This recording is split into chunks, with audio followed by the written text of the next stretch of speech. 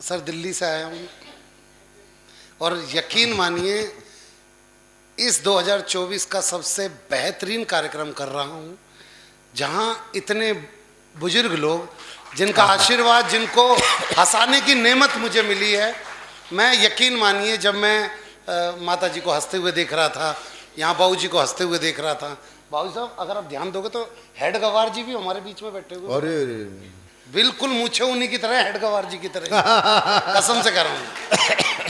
हाँ, अपनी एमपी की टिकट पक्की करवा लो आप यूपी से। और ये जो मैम बीच में बैठे बस थोड़े से काले बाल होते तो ये खुद इंदिरा गांधी लग रही थी। सच बतला रहा हूँ, मैं तो इतनी देर से देख ही रहा था आपके बीच में। दीपक जी बैठे हुए हैं, दीपक जी नमन करता हूँ आपको।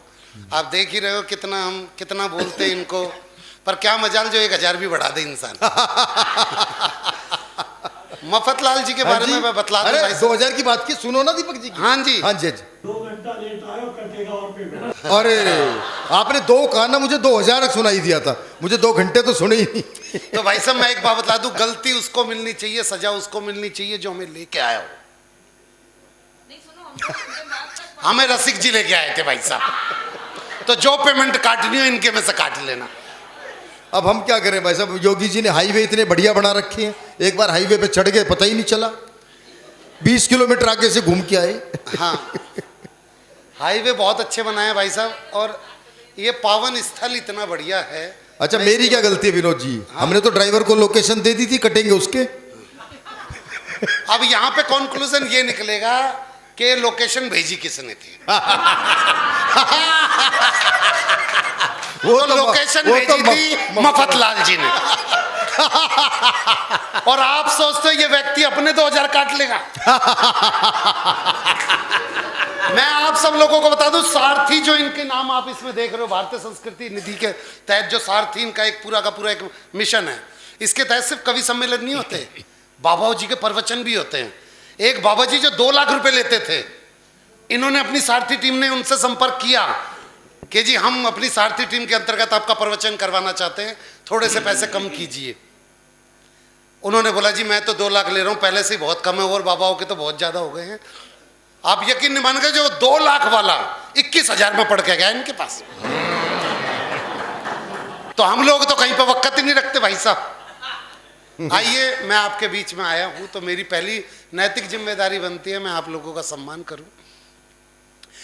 कविता के निमित्त हूं आया, सोचा ये भी काम करूं, सबसे पहले आप सभी को बारंबार प्रणाम करूं।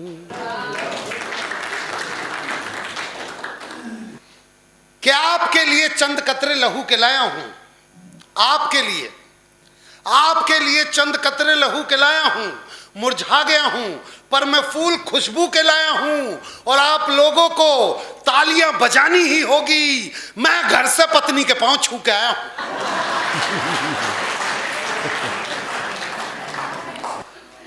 और ये उन्हीं लोगों ने ताली बजाई है जो मेरी तरह। बहुत अच्छा सुन रहे हैं भाई साहब। कैमरामैन को मैं देख रहा हूँ, कैमरामैन बड़े चालाक होते हैं, आप यकीन मानिए।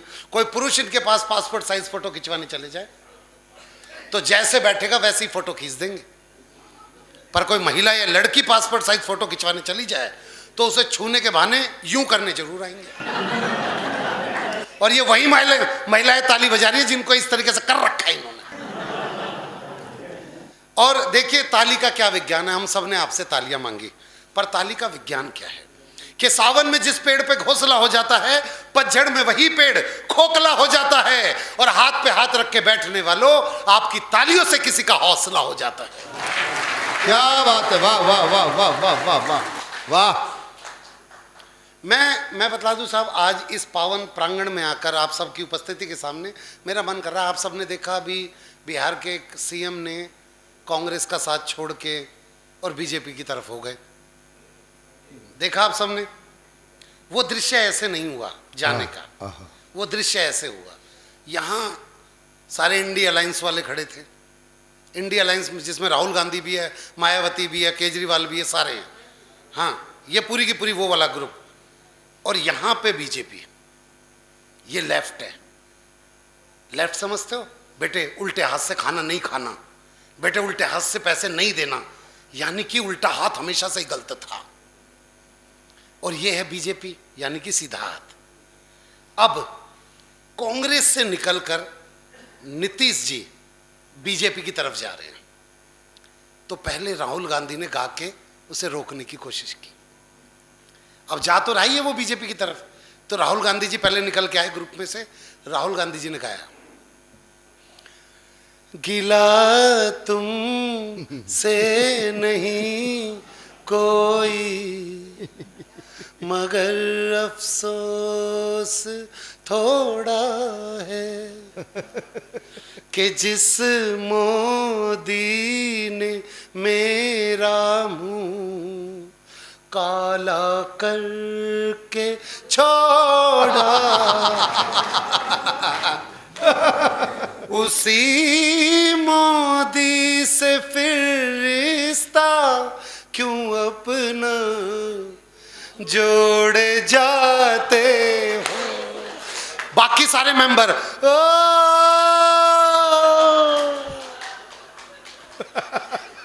इतने में श्रीनेत जी निकल के आई, कांग्रेस की प्रवक्ता है श्रीनेत जी। श्रीनेत जी ने बोला नीतीश को रोकने के लिए, अकेले ही अकेले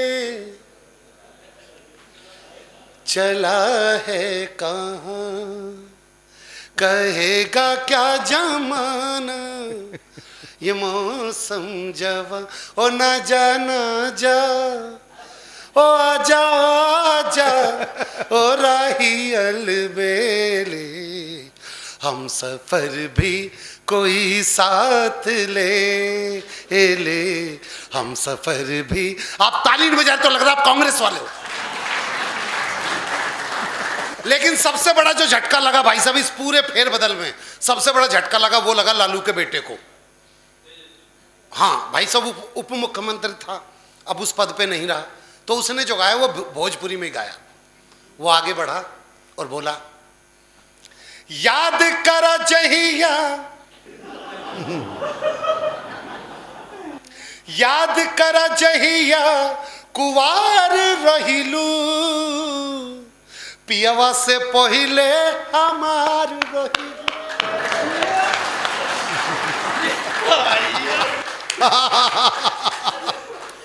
पर नीतीश जी तो किसी की सुन नहीं रहे। नीतीश जी तो बढ़ते जा रहे बीजेपी की तरफ। उन्होंने सिर्फ एक गाना गाया, उन सबको गाने के लिए नीतीश जी आगे बढ़ते हुए सिर्फ एक गाना गाया, ओ हो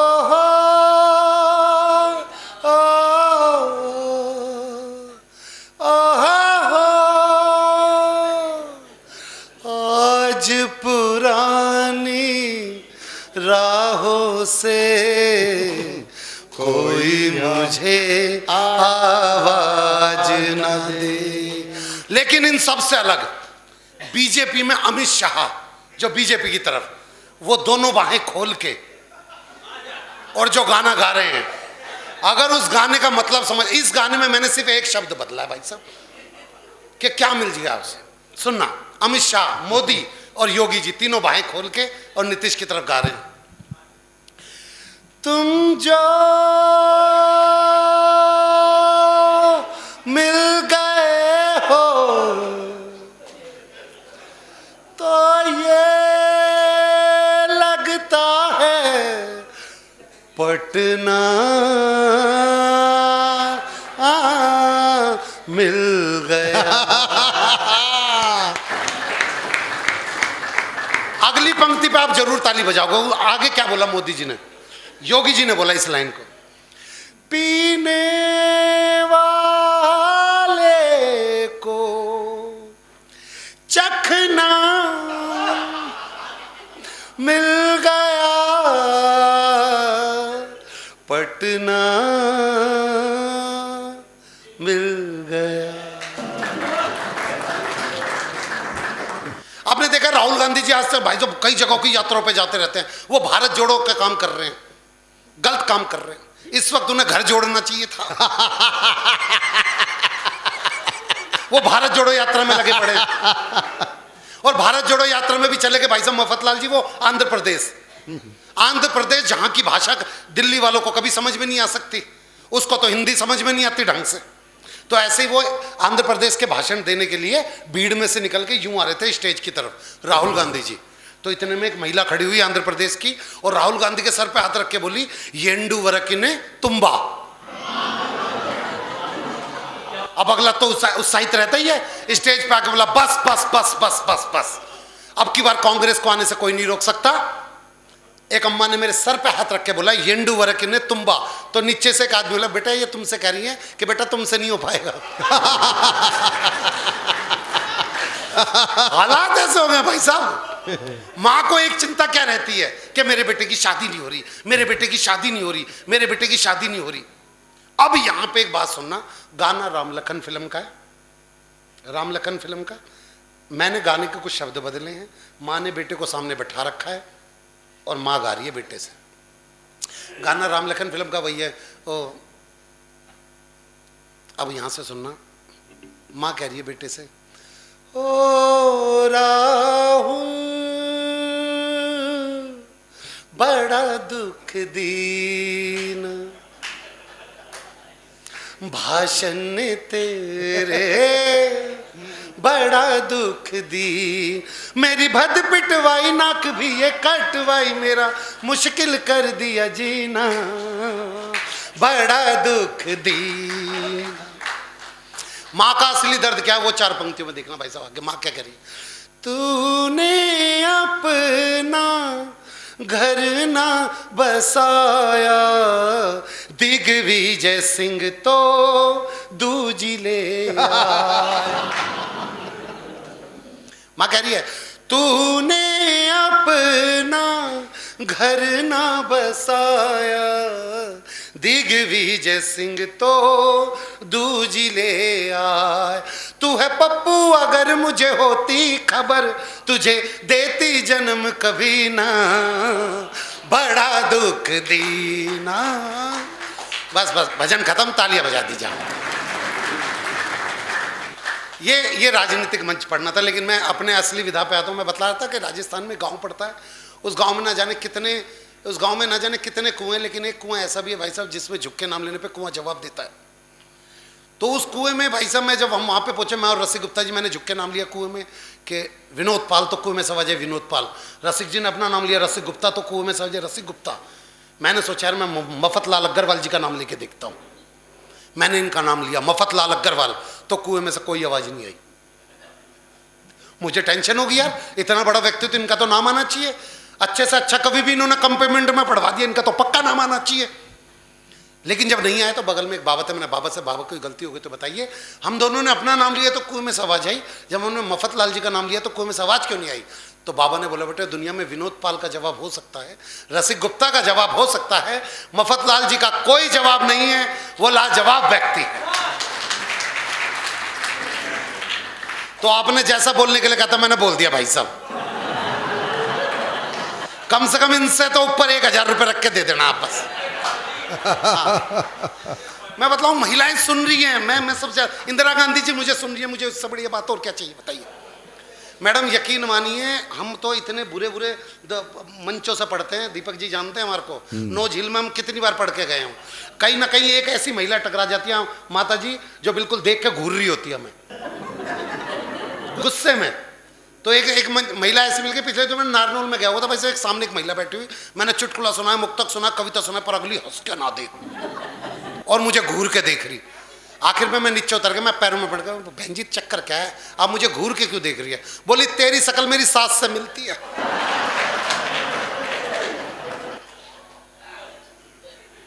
ये दिक्कतें हैं, मैं बतलाता हूँ। महिलाओं का यही है, मैं आपको बता दूं बाबू जी, महिलाओं का यही है। जब ये सास बनती है ना, बहू अच्छी नहीं मिलती। जब बहू बनती है तो सास अच्छी नहीं मिलती। जब देवरानी बनती है तो जेठानी अच्छी नहीं मिलती। जब जेठानी मिलती है तो देवरानी अच्छी मिलती। जब नंद बनती है तो भाभी अच्छी नहीं मिलती। जब भाभी बनती है तो नंद अच्छी मिलती।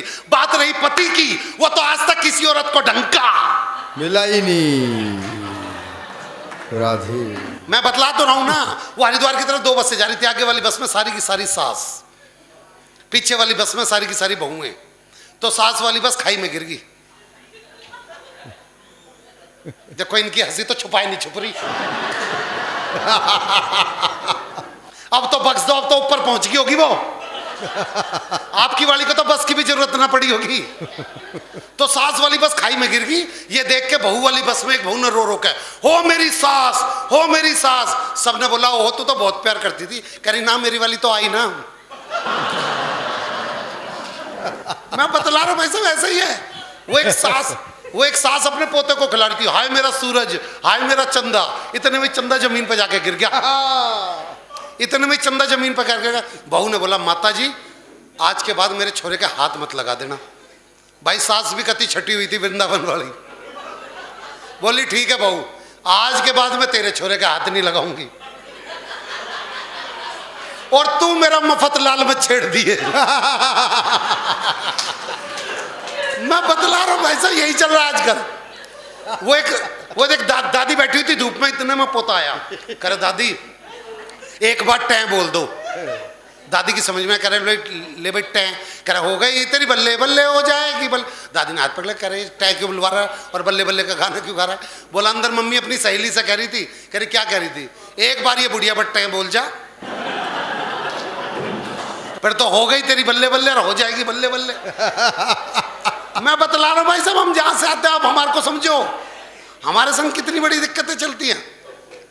अच्छा मैं आपको यहां से एक दृश्य देना चाहता हूं भाई साहब, एक दृश्य देख लीजिएगा। ये दृश्य ज़्यादा जरूरी है।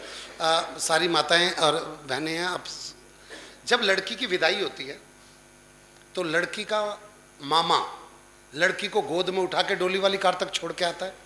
दृश्य है, बिल्कुल याद है सबको जी। अब यही दृश्य मैं आपको दिखला रहा हूं भाई साहब।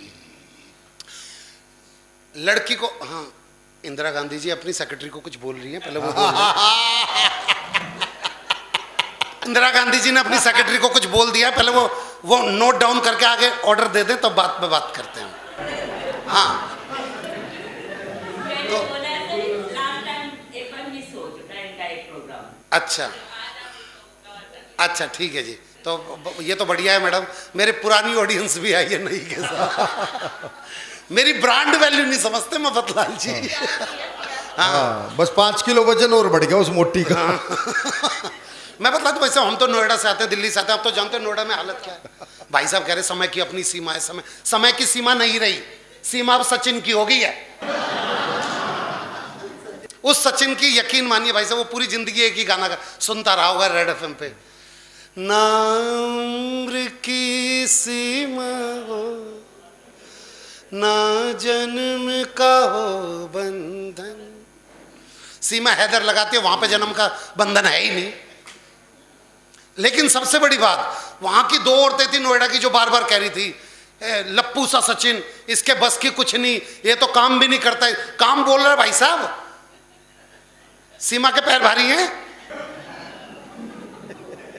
इससे पता चलता है भाई साहब आप कितना अच्छा हास्य समझते हैं।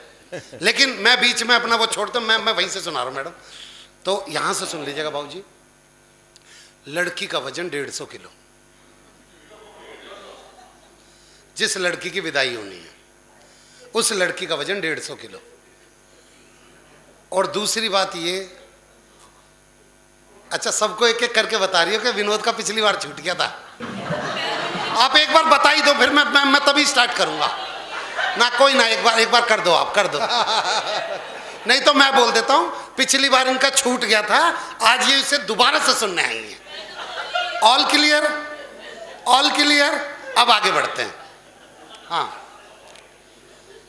देखो, जैसे 150 लड़की को उठाने का आया, आदमी खिसक लिए सारे। हाँ लड़की का वजन 150 किलो भाई साहब। और दूसरी सबसे बड़ी बात, लड़की का कोई सगा मामा ही नहीं था जो लड़की को उठाता। तो लड़की के बाप से जैसी पंडित जी ने बोला जजमान भाई लड़की को लेके जाओ, अब कोई सगा मामा तो था नहीं। तो वहां पे 2 व्यक्ति खड़े हुए थे, यहां पे दीपक गोयल जी और यहां पे मफतलाल जी। तो गांव के लोगों के नाम लिए, बेटे दीपक, बेटे उठा दे जरा। तो दीपक जी तो बचपन से उस लड़की के संग स्टापुर खेलते आ रहे थे। इन्हें तो पता था वो स्टापुर पे कूदती थी तो स्टापुर चकनाचूर करके रख देती थी। तो जैसे बोला बेटे दीपक उठाइए, तो दीपक जी मेरा तो पथरी का ऑपरेशन हुआ। डॉक्टर ने कहा जरा सा झुकेगा तो पथरी फट। अच्छा कोई बात नहीं, कोई बात नहीं बेटे। मफतलाल, बदला ले रहा हूं तुम सब लोगों का मैं। बेटे मफतलाल, बेटे उठा दियो। तो मफतलाल जी 150 किलो के चक्कर में ये भूल गए मैं आदमी या औरत। तो जैसे बोला बेटे मफतलाल उठाइए, तो मफतलाल मेरा तो 7वां महीना चल रहा है। तेरा? अच्छा। अब ऐसे में ये लड़का पीछे खड़ा भाई साहब, और सबसे कह रहा बाबूजी मेरे लायक कोई काम हो तो बताना, बाबूजी मेरे लायक कोई काम हो तो बताना। तो पीछे बलजीत जी जैसी कोई खड़ी थी, उन्होंने बताया यहाँ पे नहीं है, आगे चला जा, काम ही काम है। ये बेचारा इनके कहने पे आगे तक चल के आके बाबूजी मेरे लायक कोई काम हो तो बताना, मेरे लायक कोई काम। ये कहते कहते भाई साहब लड़की के बाप तक आ गया और बोला बाबूजी मेरे लायक कोई काम हो तो बताना। अब काम तो इसका अंदर इंतजार कर रहा था। बोला जा छुटकी को लेके जा। तो इंदिरा गांधी जी जब तक इसने छुटकी नहीं देखी थी तो तब तक तो ये नॉर्मल था बिल्कुल। ये जैसे ही इसने उस 150 किलो की लड़की को देखा, इसके शरीर में जो बदलाव हुए, अगर वो आपकी समझ में आ जाए तो तालियां बजा देना तब। अंकल जी ये मेरा सौभाग्य है, आप बस काम बताइए। कह बेटे जा छुटकी को लेके जा। अब इसने छुटकी देखी, कहा अंकल जी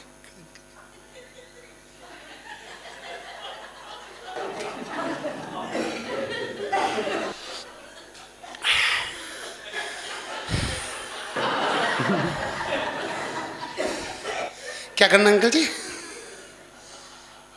उठाना है।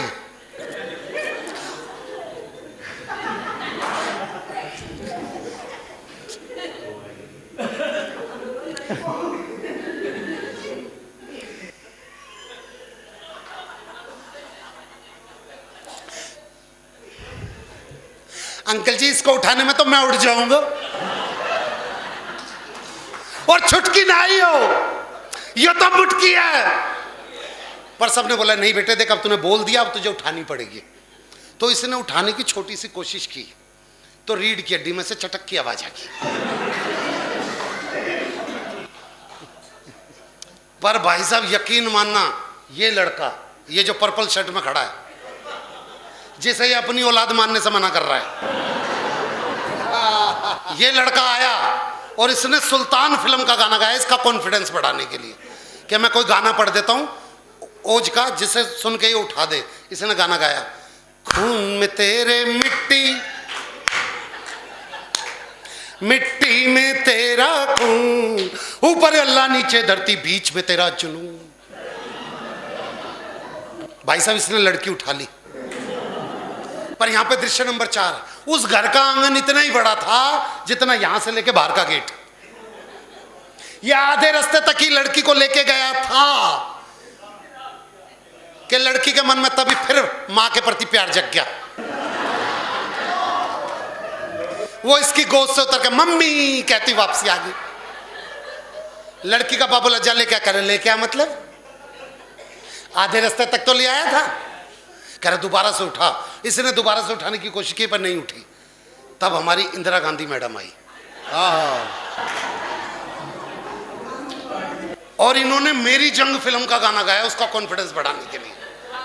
मैडम ने गाया, ओ आ आ ओ ओ ओ जीत जाएंगे हम। अब इसकी आवाज है, मैडम ने कंप्लीट किया, जीत जाएंगे हम तू अगर संग है। अब इसका जिंदगी 2 कदम पे खत्म है। थोड़ा सा आगे बढ़ा, उस लड़की की बड़ी बहन जो कि 180 किलो की थी,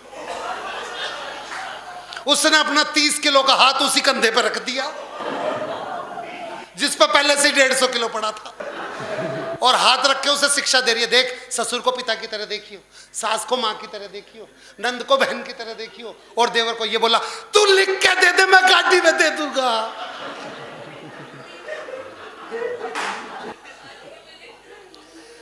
थोड़ा सा आगे बढ़ा तो लड़की का बाप रो रहा, हो मेरी फूल सी बच्ची। फूल सी बच्ची सुनकर तो दीपक जी इसका खून सूख गया। कौन सी बच्ची? लड़की के बाप ने फूल सी करा, साले तेरे इस फूल ने ना शमशान घाट में मेरे फूल चुनने वाले काम कर रखे, लाड़ लाड़ में क्या खिला दो। अब थोड़ा सा आगे और बड़ा भाई साहब, तो इसकी पत्नी और इसका लड़का वहीं पे ही खड़े, और पत्नी कह रही इसकी आज ना बचे ये तो गए। इसने एकदम कौशल्या रो क्यों रही है? बोली रो ना तो क्या करूं, तुमने 150 किलो उठा रखा और ये सारे लोग मिलकर ताली भी नहीं बजा रहे।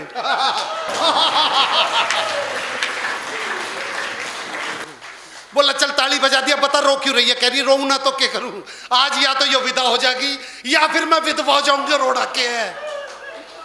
ऐसे में भी इसका दिमाग देखना। बोला अगर मुझे कुछ हो जा तो अपने छोरे को रस्सी गुप्ता जी से मिलवा दियो, वो अपना 101वां चेला बना लेंगे और फिर मफतलाल जी का मंच पढ़वाते रहेंगे। इससे कम से कम घर में राशन आता रहेगा। थोड़ा सा आगे बढ़ा तो लड़की की बुआ आ गई। लड़की की बुआ खुद इससे 2 किलो कम, इससे भी 2 किलो कम। उससे खड़े होकर रोया नहीं जा रहा लड़की की विदाई पे, तो वो जमीन पे लेट के इसके दोनों पैर पकड़ के और वहीं पे रो रही, कह रही मैं मर जाऊंगी, मैं अपनी बेटी को ना ले जाने दूं, मैंने हाथों से पाले, मैं ना ले जाने दूं, मैं मर जाऊंगी। वो बोला देख यो हाथ से छूट गई ना तो सच में दब के मर जाएगी। बुआ साइड में खड़ी होगी। थोड़ा सा आगे बढ़े तो पंडित जी आकर, जजमान मुझे लग रहा है इस लड़की को उठाने में बहुत ज्यादा कष्ट भोग रहे हैं, मैं अभी हनुमान चालीसा पढ़ देता हूँ, इसे गेट तक लेके पहुंच जाओगे। यो बोला भाई महामृत्युंजय का जा पाता हो तो पढ़ दे एक बार। अब बिल्कुल गेट तक पहुंच गए, अब बिल्कुल गेट तक पहुंचे, इसकी आंखों में चमक के बस अब तो लड़की उतरने वाली है। इधर में फिर पीछे से किसी ने आवाज लगा दी, अरे भाई लड़की की दादी लड़की से कुछ कहना चाह रही है। कह रहा सालो मेरी सुपारी उपारी ले रखी है के। अब लड़की की दादी को 2 लड़के तो पकड़ के लाए। लड़की की दादी ने रोना स्टार्ट किया।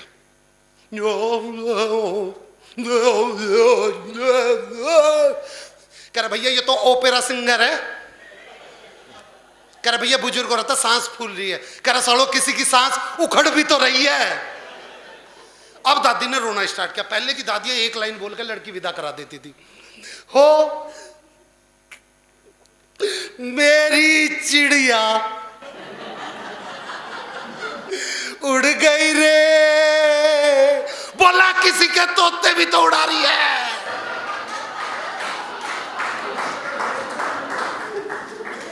अब ये भाई साहब बाहर गाड़ी के वहां तक पहुंचा, उससे बोले जल्दी से ड्राइवर से जल्दी से दरवाजा खोल। वो कर अंकल जी यो गाड़ी नहीं है, 6 गाड़ी छोड़ के। ये किसी तरीके से 6ठी गाड़ी तक पहुंचा, उससे बोला बेटे जल्दी से दरवाजा खोल। उसका ड्राइवर अंकल जी, अरे बोल, वो मजाक कर रहा वही गाड़ी थी। इसने लड़की को गाड़ी में जैसे बिठाया, गाड़ी का पिछला टायर पंचर। लड़की का बाप बोल निकाल कर, निकाल मतलब अंकल जी ये तो ठुस्सी बहुत मुश्किल से थी, पर किसी तरीके से गाड़ी कटवाई गई। लड़की बाहर निकाल ली और जेसीपी पे विदा हुई। अगले ने चैन की सांस ली। लड़की का बाप बोले बेटे चैन की सांस क्यों ले रहा है, अभी तो पूरी जम्बू द्वीप का वो चक्कर लगा के फिर घर में जाएगी, तुझे फिर लेके आना पड़ेगा। लेकिन 4 पंक्तियां आपको जरूर कहना चाहता हूं साहब। इस वक्त हुआ क्या, सिर्फ ये 4 पंक्तियां इसलिए देके जाना चाहता हूं, हाथ से सब अपनी जगह है। एक गुड़िया के 35 टुकड़े मिले भाई साहब श्रद्धा के, तब हम कवियों ने अपना फर्ज समझा। वो 4 पंक्तियां आपको देना चाहता हूं। अपने घर की बच्चियों को ये 4 पंक्तियां देना क्या जरूरी है इस वक्त किसको चुनना चाहिए। ये 4 पंक्तियां देके मैं आपकी तालियां लेके अपनी जगह पर बैठूंगा। पर ये 4 पंक्तियां क्यों पढ़ना चाहता हूं, क्योंकि हमारा देश इस वक्त जिस चीज में सबसे ज्यादा भुनता जा रहा है वो है कि बच्चियां किसी के भी बहकावे में आ रही हैं। ये 4 पंक्तियां मैंने इसलिए लिखी, जब मेरी बेटी पैदा हुई तो मुझे उसकी चिंता हुई। मैंने ये 4 पंक्तियां अपनी बेटी के लिए लिखी ताकि वो बहकाए, कोई उसे बहकाए ना। और आप भी अपने घर पे अपनी बेटियों को 4 पंक्तियां देना कि सुंदर सपन सलोने चुनना, बुरे ख्वाब को मत चुनना। सुंदर आफ्ताब नाम के लड़के ने भाई साहब 35 टुकड़े किए, तब ये 4 पंक्तियां निकली। सुनना और अपनी बेटियों को देना ये 4 पंक्तियां कि सुंदर सपन सलोने चुनना, बुरे ख्वाब को मत चुनना, और खोदे जो पहचान तुम्हारी उस नकाब को मत चुनना। और मेरी बच्चियों, मेरी ये 4 पंक्तियां याद रखना तुम सदा, रवि सूर्य दिनकर को चुनना, आफ्ताब को मत चुनना। रवि सूर्य दिनकर को चुनना, आफ्ताब को मत चुनना।